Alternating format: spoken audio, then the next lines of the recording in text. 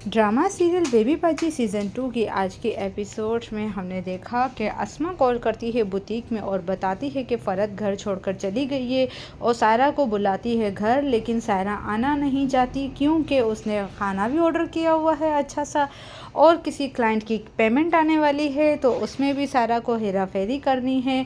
लेकिन फिर सायरा भी कन्विंस कर लेती है अस्मा को और वहीं बुटीक में रह जाती है। अब यहाँ सब बैठे हुए होते हैं और डिस्कस कर रहे होते हैं कि फ़रत कहाँ चली गई, कैसे चली गई।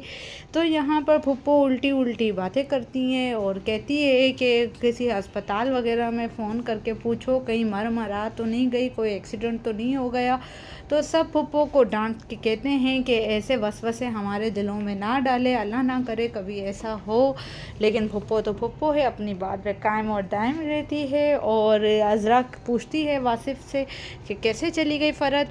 अब वासिफ़ को भी फ़रत की कमी महसूस हो रही है और उससे बुरा लग रहा है।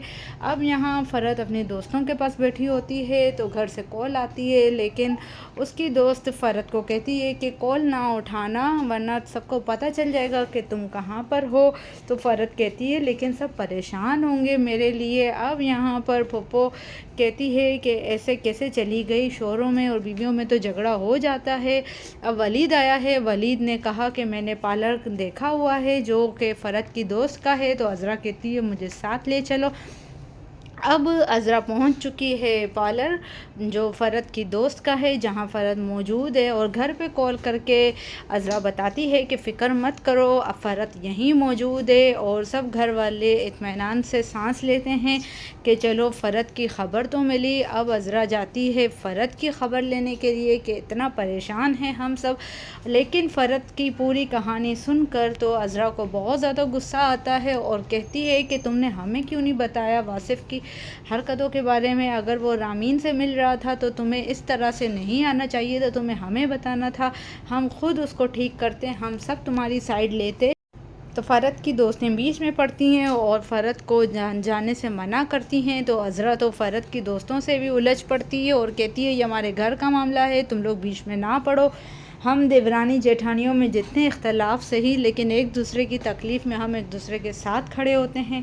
अब यहाँ नसीर और घर वाले वासिफ़ वगैरह सब बैठे हुए होते हैं।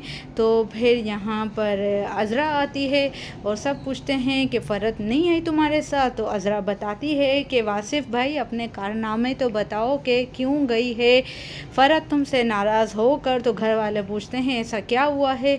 तो अज़रा बताती है कि ये फिर से रामीन से मिलने लगा है। तो ज़ाहिर बीवी को पता चलेगा तो उसे तो बुरा लगेगा ही, और वो तो अपनी जगह पे बिल्कुल सही है। अब वासिफ़ को चाहिए कि वो जाए, उससे माफ़ी मांगे और उसे लेकर आए।